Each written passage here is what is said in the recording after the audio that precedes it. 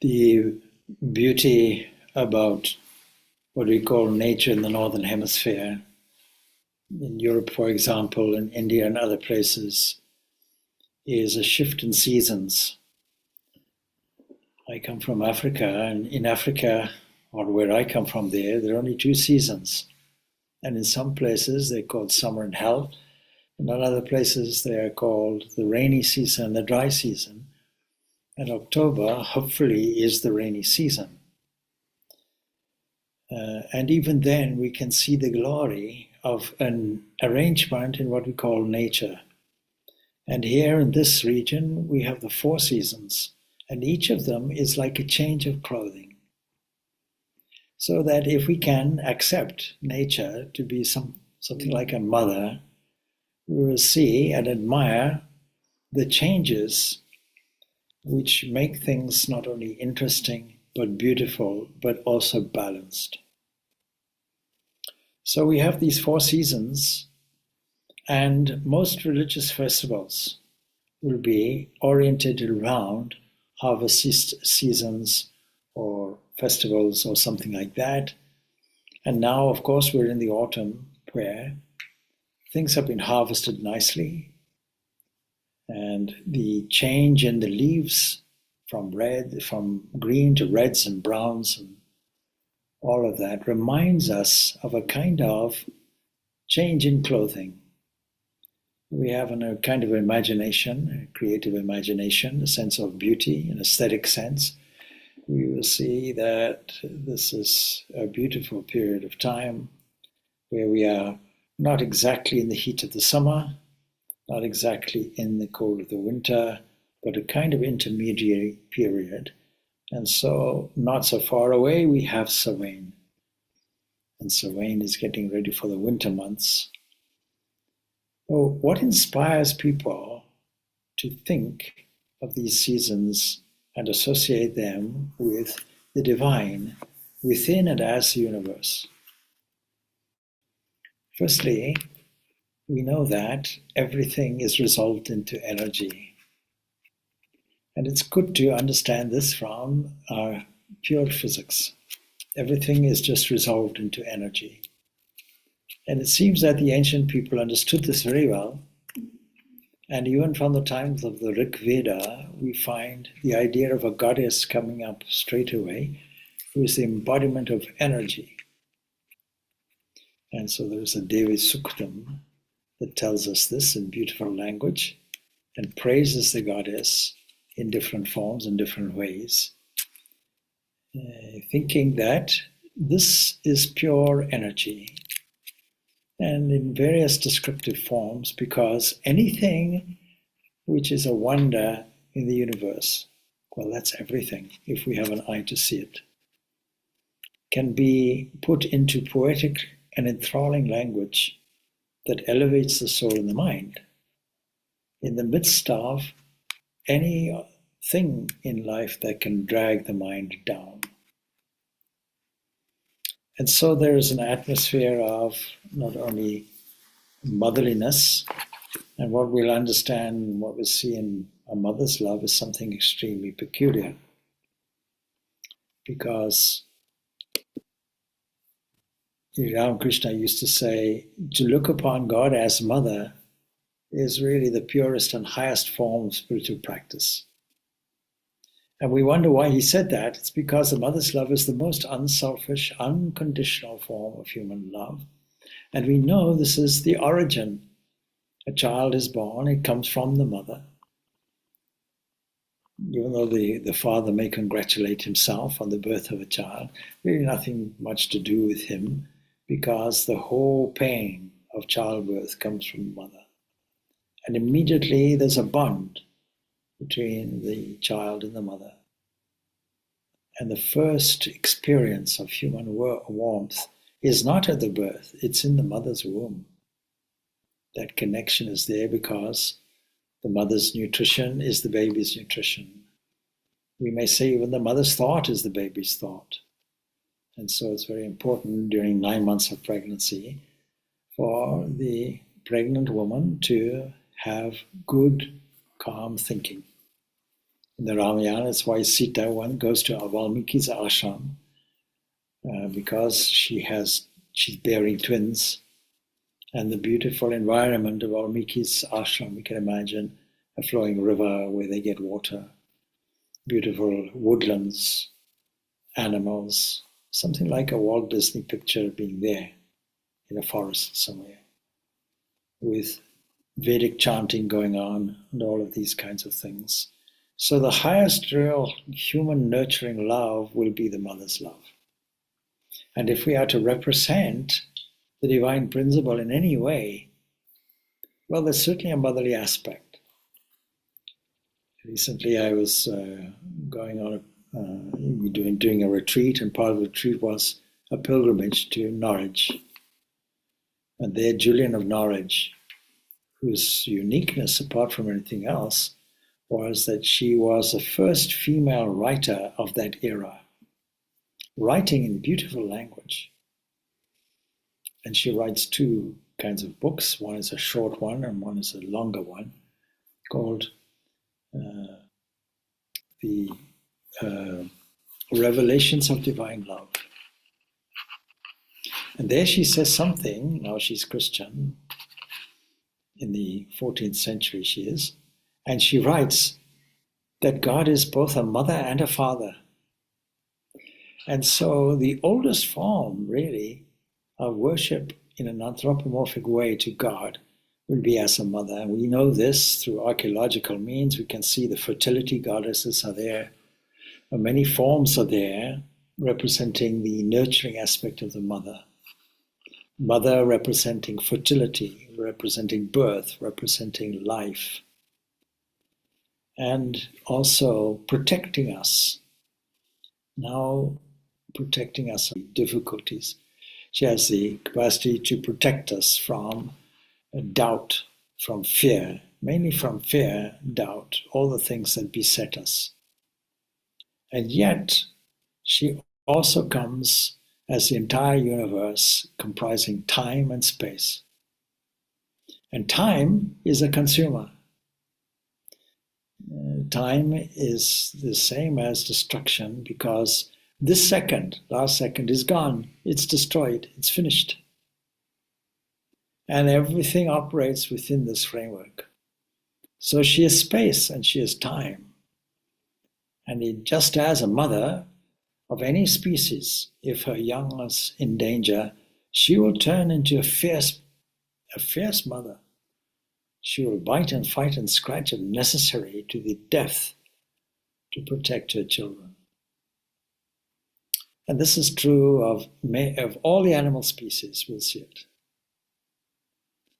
If you go near a dangerous animal that is normally calm and becomes dangerous, it's because you went near her young. Whether it is birds protecting eggs in a nest, or whether it is mammals, she will be fierce. She will be fierce and turn on you. We have a divine mother like that. The mother's love is the most unselfish and unconditional form of human love. And for a child, the mother is all sufficient. Apart from giving the birth, she also provides everything that the child needs. So just to review that: nourishment, protection, warmth, comfort, training, education. So to look upon God as a mother is to make God all sufficient in one's life. It's a very natural and intimate kind of pure relationship. And so this season of the autumn is reserved in India to the mother because of all the ancient religions. It is really only in India that the mother's worship has been sustained and it prevails. But it's been there from prehistoric times in all these cultures. And it reminds me now that even within Christianity, there is a Marian movement where the Divine Mother is seen in Knock, for example, in Ireland, or Lourdes, or in many different places. And always the experience is one of love, but also a warning about our own destruction as well. And we may say, well, theologically, we don't believe that Mother Mary is equivalent to, Jesus or God or any of these aspects of divinity. But in practice, deep down, we really do think of her as the Mother Goddess with titles such as Queen of Heaven, Star of the Sea, and so on. And so even in the most ancient civilizations, I think we can see, and certainly in the Rig Veda, we can see in that famous hymn which is known as Devi Suktam, and that is chanted during these days, which we call Durga Puja days. And the Divine Mother there declares that she moves with the Rudras, that is, all the senses. She moves with the Vasus, that means space. She moves with the Adityas, that means time. She moves with all the shining deities, unfortunately translated as gods, because then we are in the firing line to do with polytheism. But what we mean is revealing factors, all the manifested things, the manifested energies in the entire universe. And so she is the power of all things that move, of all things that shine. She is the energy behind all the energies. She's the queen of the world and so on, and we can give her all these titles. It's in that text called the Devi Mahatmyam, or also called the Chandi, that the worship of the Divine Mother assumes an independent and supreme status. And so that is part of the Markandeya Purana, but it's treated as an independent scripture. And so for devotees of the Divine Mother, especially in certain areas in India, particularly in Bengal and parts of Tamil Nadu and Kerala and so on, this scripture, this Chandi, is regarded as the most sacred and valued of all texts. Now it comprises a number of stories, but I asked somebody the other day, which comes first, the mythology or the philosophy? He says, oh, the mythology. No, it's the philosophy that comes first. And the theology or the philosophy is elaborated and explained in story form so that we can easily understand the philosophy behind it and explain this to children in a simple way that they can comprehend. We can't leave it there. We then have to go in reverse and explore what do all these stories mean? What is the profound aspect of it? By and large, you may just simply say, well, there's a tug of war between the forces of good and the forces of evil.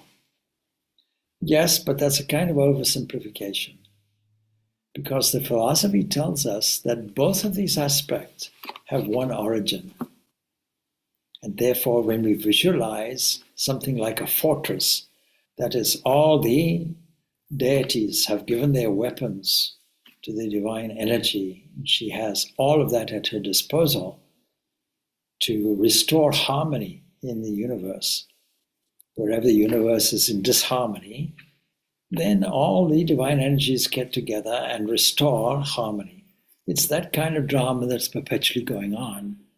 But sometimes we forget the whole drama comes from her. The whole of nature starts off in a state of Mahalaya, in a state of supreme quiescence. And so the beginning of the Chandi is like that.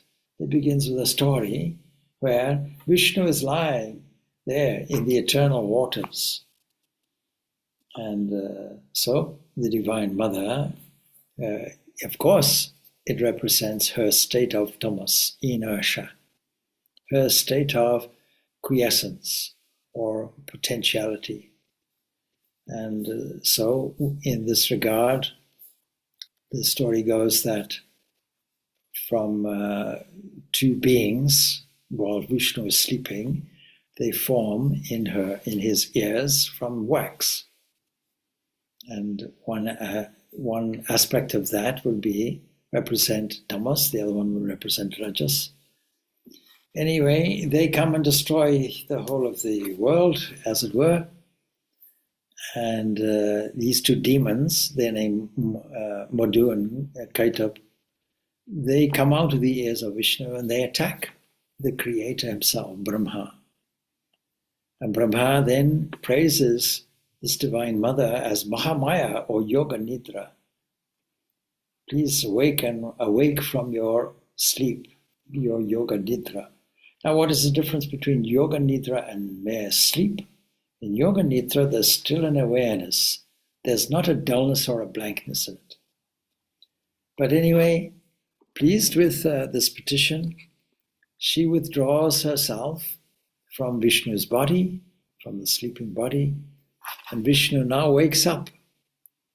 And of course, he does kill Madhu and Kaidaba, but they become so powerful, so aggrandized, so proud, so inflated in their egos, that they actually say, we command all the three worlds, we've taken over all the deities and so on, their worlds and so on, so we will ask you, Vishnu, you ask us for anything, we'll grant you a boon.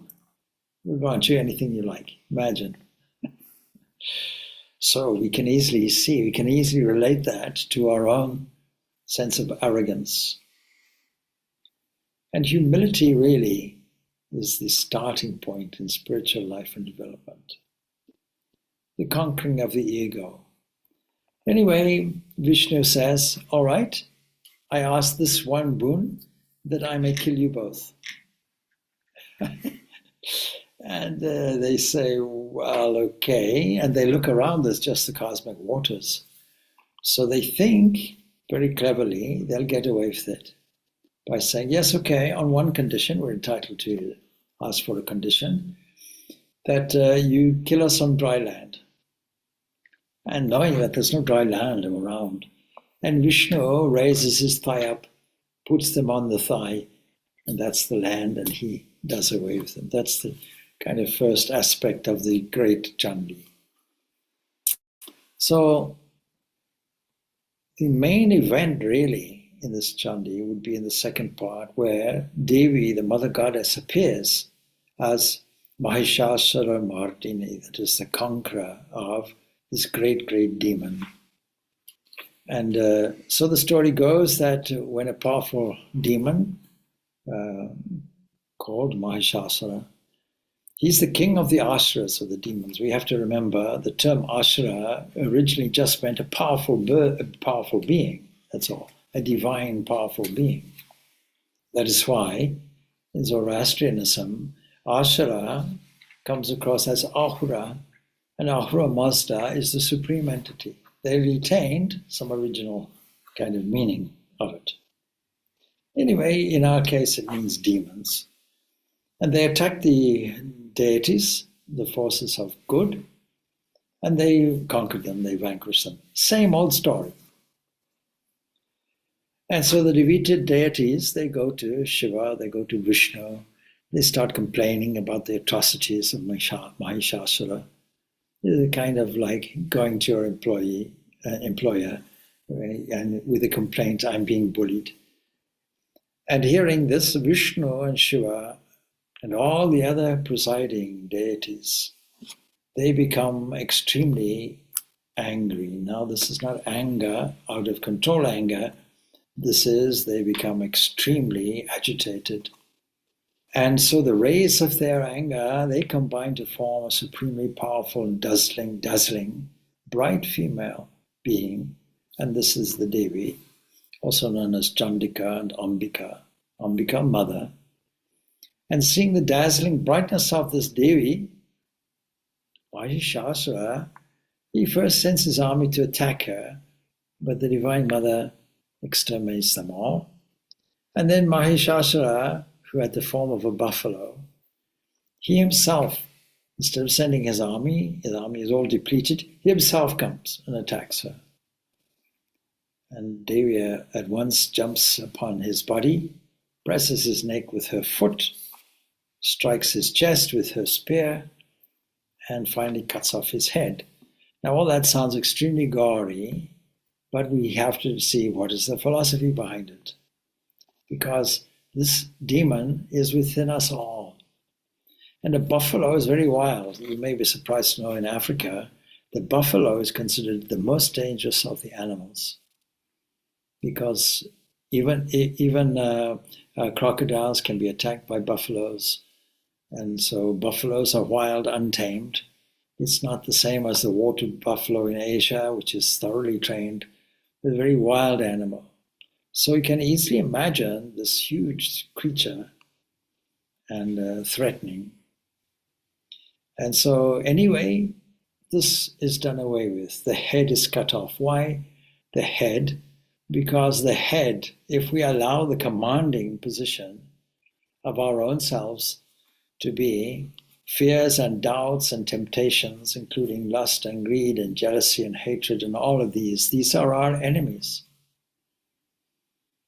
And so combined, who will come to our rescue?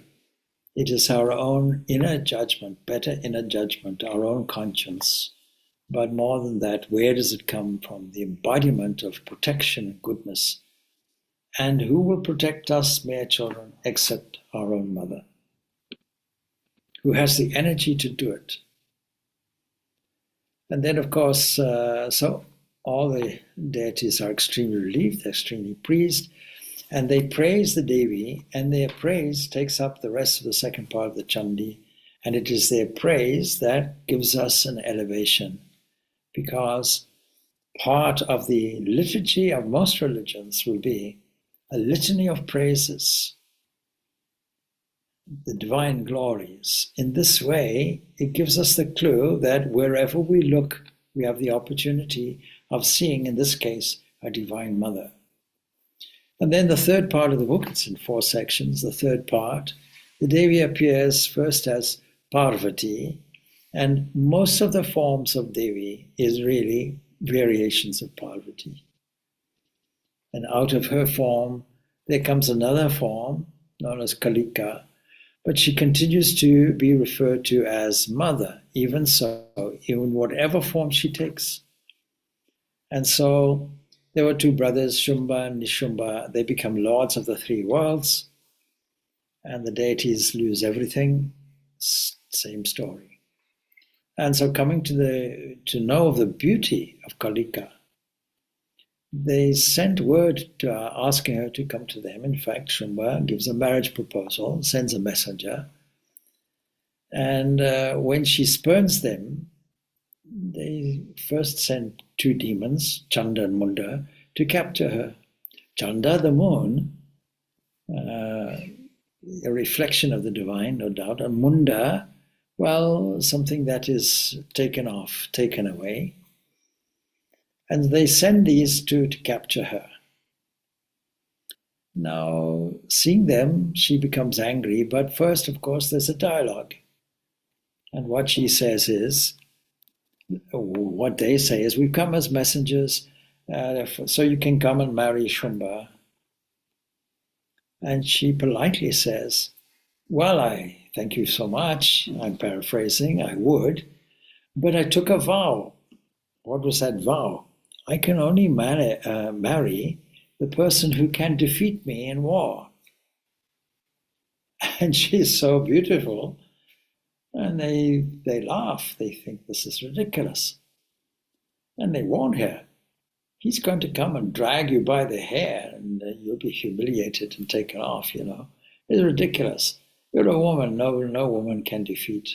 Again, you see, from time after time after time in the tales, we're told that the woman can never defeat the man.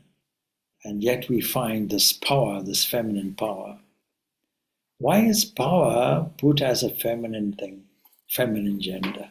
On a chessboard. Isn't that interesting? It's on a chessboard also. We find is the most powerful. The queen can move anywhere. The king just stands there, And I joked over the weekend, you see. I said, why do people get married anyway? So that the man has to rely on the woman, because it is her that finds his socks. Otherwise, his socks get lost. But you see, there's beyond the humor, there's a kind of a serious thing, and that is that you can see this tremendous energy which is coming out, and we put it in feminine terms. Yes. So that is the thing. We say Mother Earth, we say Mother Nature, all of this is Mother. So they threaten to capture her, and seeing them, the mother becomes angry. And out of that anger, there issues forth a terrible form known as Kali, and who fought with the demons. And finally, Kali cut off the heads of Chanda and Munda. As usual, it's the heads. Why the heads again? This is the source of our lack of discernment. And she thus comes to be known as Chamunda. Chanda, Munda. One who cuts both their heads, Chamunda. And now Shumba and Nishumba themselves rode in their chariots. They attack Ambika, they attack Kali, and after a protracted battle, the mother Ambika herself, she herself destroys the demons Shumba and Nishumba. In brief, that's the kind of background to this. But what's the meaning of it? Now, of course, in Durga Puja, the image that is put forward is Mahishasura Mardini. It epitomizes the story, this Chandi. And so we have to understand further what is the significance beyond what is really a gory kind of scene depicted by the image of Durga and the blood-curdling descriptions contained of a warrior goddess exterminating hordes of evildoers. But if you look at the iconography, you'll see the face is always calm, but the energy with the arms and the energy with all the weapons contained in them symbolizes this universal energy, and that comes out as E equals MC squared, we can put as well. Everything is resolved back to pure energy. But it is not physical energy alone that is a dull, insentient thing. It cannot be. It's highly energetic. You can't say that the sun is not an energetic thing. It is energetic. This whole energy is divine energy and comes from a cosmic mind.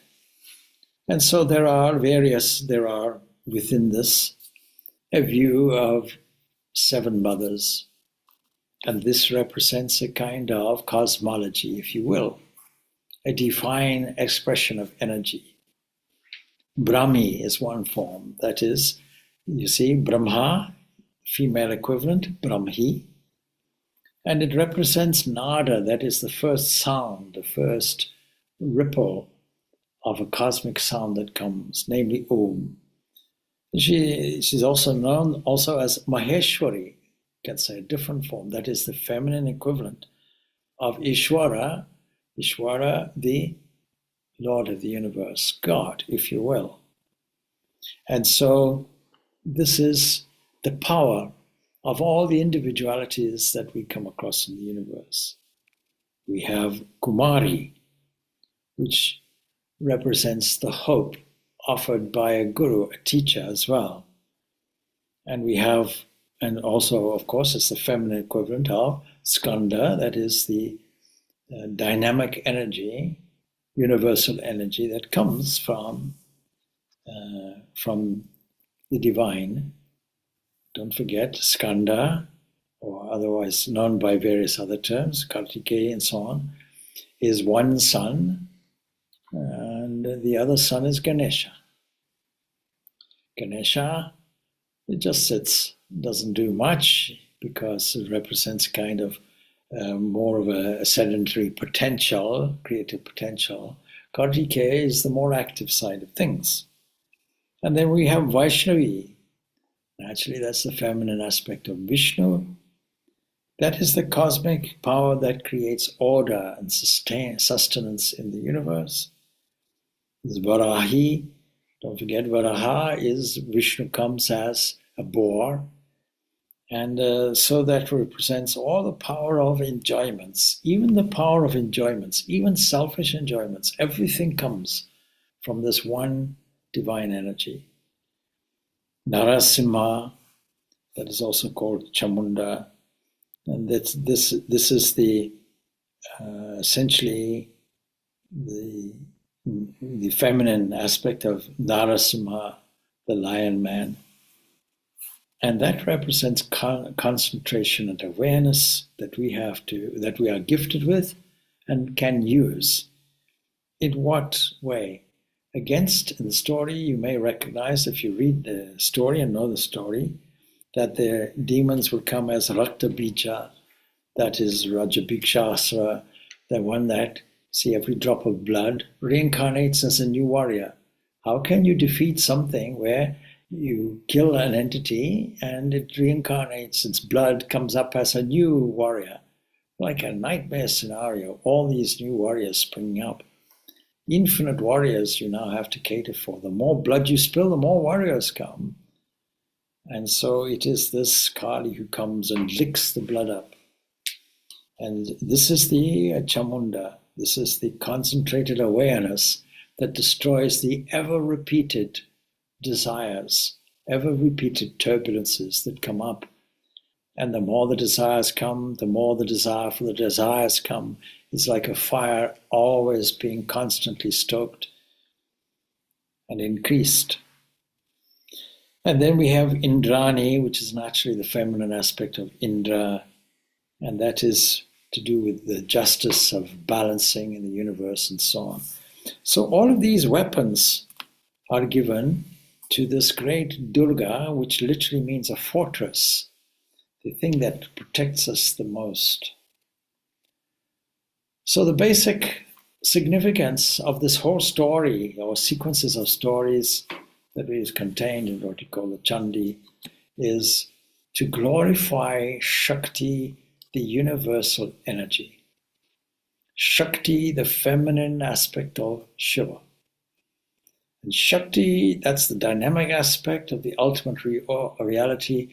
And we may say Shiva, but this is really Brahman philosophically. Shakti, it's generally regarded, of course, as this feminine principle.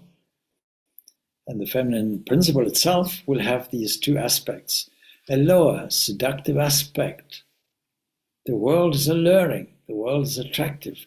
The world is designed to deceive us into increasing our population and survival of the fittest. The two genetic directives that keep things going, keep the divine play going, but they entrap us in a delusion. And we get caught up. And in daily life, we get caught up with concerns, worries. And that's why we also, of course, do the Enneagram, an essence of truth, because each individual personality type will have their own particular emphasis on what is the personal trap for each individual. What is the principal fear that they have, the principal desire that they have. So this is the lower seductive aspect of her nature. And the higher is the maternal aspect, the one which rescues us, the one that carries us, the one that listens to us, the one that saves us, the one that illumines us, the one that gives us, shows us the way and the light. The higher maternal aspect, and it's glorified in the Chandi and the Shakta tradition, of course, in Jain. He who is Brahman is Shakti, says Sri Ramakrishna, and he himself is the mother of the universe. And of course, mother has these three functions, as I say, to give birth, to nourish, to care, to protect. And it's really this protection, the protective aspect that is highlighted in this Chandi. See, God is not interested and a disinterested spectator of the drama of human life, such as we find in a philosophy known as deism. He makes the world and goes on holiday. Good luck. Nothing like that. So, having made the world, enters into it, says the Upanishads, and controls it from within, becomes the inner controller. And so protects us, she protects us from all the dangers We have to think of the cosmic figure of the Divine Mother towering over millions and billions and billions of people, guarding them from dangers and punishing the evildoers in our own minds and elsewhere. And you can see this image of the cosmic mother really in the Chandi. And the second purpose of this great work, which we have to take as a kind of scripture, is to depict the reality of evil. We can't ignore it. It's all very well to give philosophy and say, think positively and so on, but there is a reality and it is evil. And you'll see it and hear it on the news all the time. There is vice, there's wickedness, there's cruelty, there's injustice, there's suffering, there's no doubt. We don't close our eyes to this. But all these are as much a reality as virtue. And virtue is there, love is there, compassion, cooperation, etc. All the higher values are also there. And humanity has idealized and dreamed about these values from time immemorial. And so we call this dharma and adharma, virtue and vice. And dharma itself comes from a root. And that root means to knit things together, to hold things together in a state of harmony. Adharma is to destroy them. It's like a ball of wool, a nicely folded strands of wool you can unfold nicely. But if it's all a mess, you must have known it when you try to put up every year the Christmas lights. It's a fight with wires, isn't it? Unless you're careful. So these are the two inseparable aspects of reality. That's the fact of it. And we have to accept both, but we know we have the equipment. We are as equipped as Durga with all the faculties and weapons at our own disposal, divinely dispensed to us. The sword of discernment, discrimination, for example, where we can apply this. The gift of detachment, the gift of love, the gift of accessing our own inner wisdom. All of these gifts are there, and these are all weapons. And the body and the mind are not only nice things to carry around with us and so on, these are instruments. And these instruments are sharpened and are astutely designed for us to access our own freedom from the vertical nature of the spine and walking upright to the complex neurological system and firing neurons in the human brain, to the capacity to speak and express ourselves, to the capacity to develop art and culture, appreciation for aesthetics, the capacity to work out everything that we can in the physical universe and see how things work in a mechanical way, in an energetic way. All of these are good equipments. When life gets tough, it's much better not to complain. If there are thorns on the road, we put tough shoes on. If we have potholes on the road, we take a four-wheel drive. We have it already.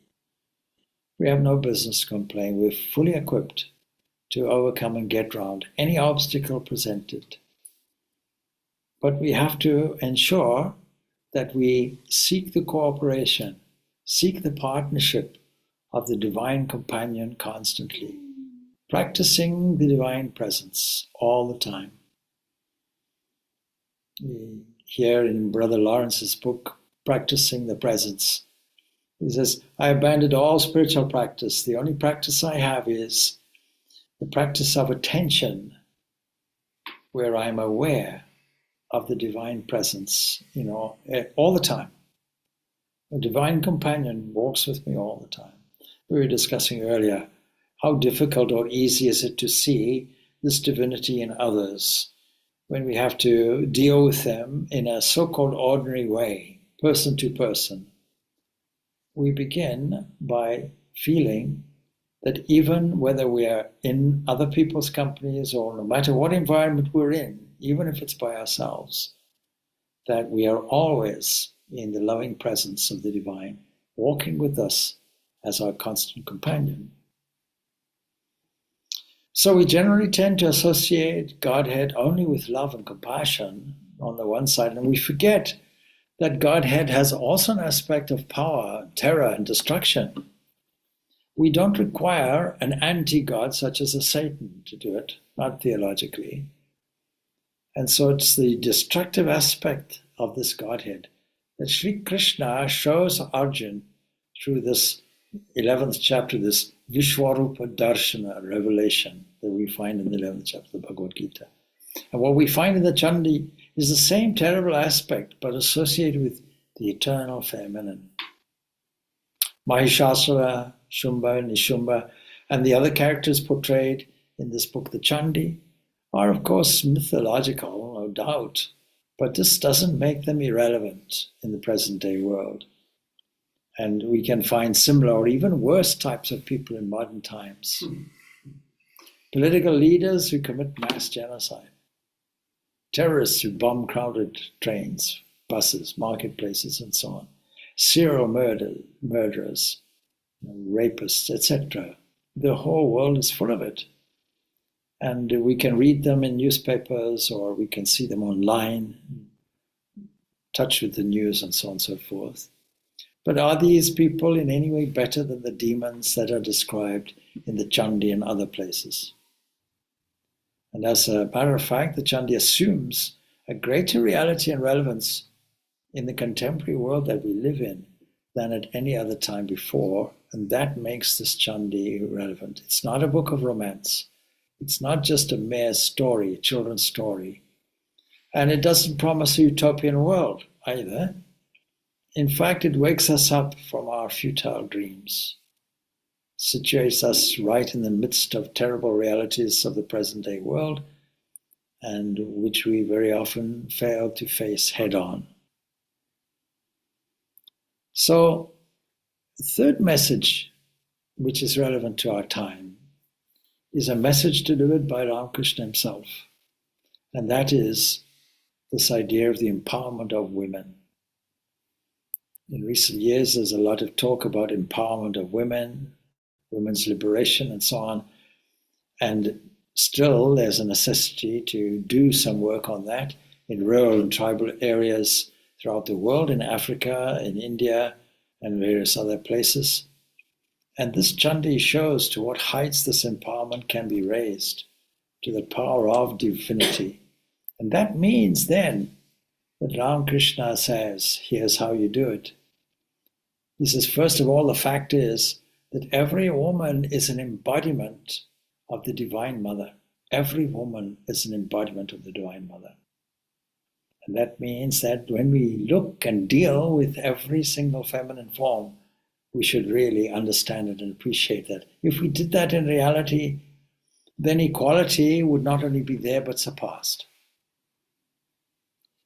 And they can wield a great deal of power and work independently and face boldly even the worst challenges of life without unduly depending on men to dominate them. And the fourth lesson that this Chandi delivers to us is the hope, the assurance that we are always in a position to be aided. We're always on the divine radar. We always have access to divine help and succor. And in spite of all the terrible things that happen in this book, the Chandi, and all the terrible things that happen if we highlight them in the world, there's no room for despair, because the troubles and difficulties, they come. The dire calamities occur, but we have nothing to fear on two counts. Firstly, we are protected. And secondly, it's a divine sport. These two aspects. There is a God, a mother who protects us from all dangers or gives us the inner strength to face them. And in modern times, this Divine Mother is born for many people as Sharda Devi, for others as the Holy Mother, the Mother Mary, for others some other form. So she is the divine energy, which we call Shakti.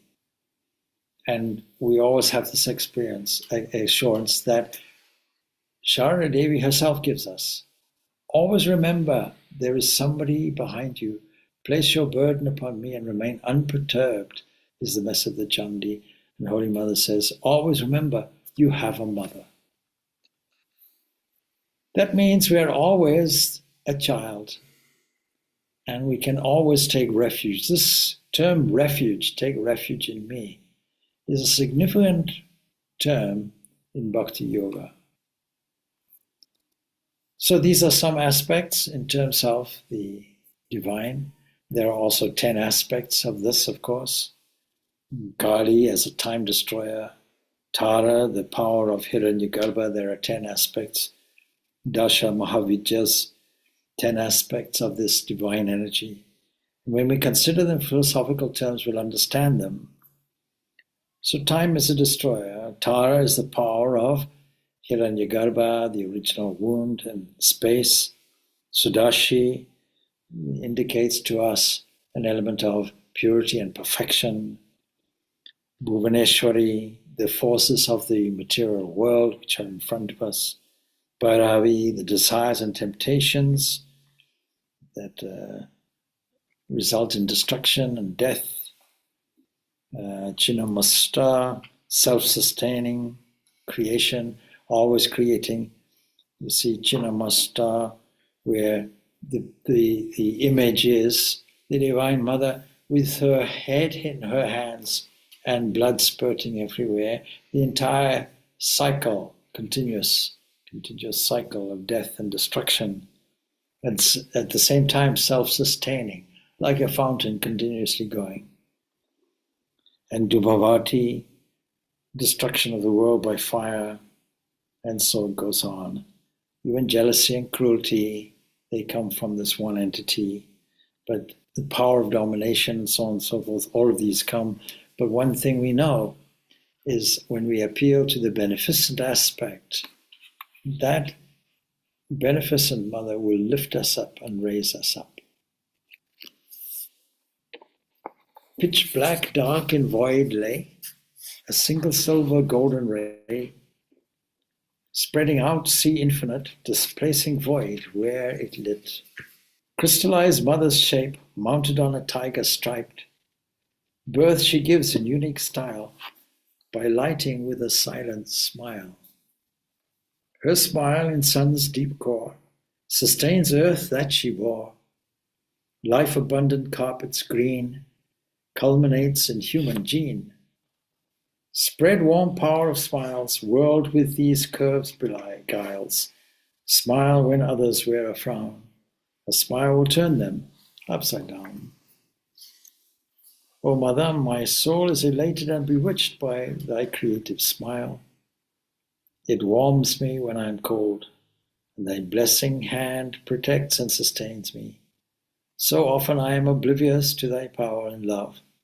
Grant that I may ever echo thy silent smile, and may we all absorb the words of this poem and prayer, written in honor of this Divine Mother, and let us all then contemplate and enjoy this particular season dedicated to this Divine Mother of the universe, who is the universe itself, because that manifested aspect of Brahman is what we call Shakti.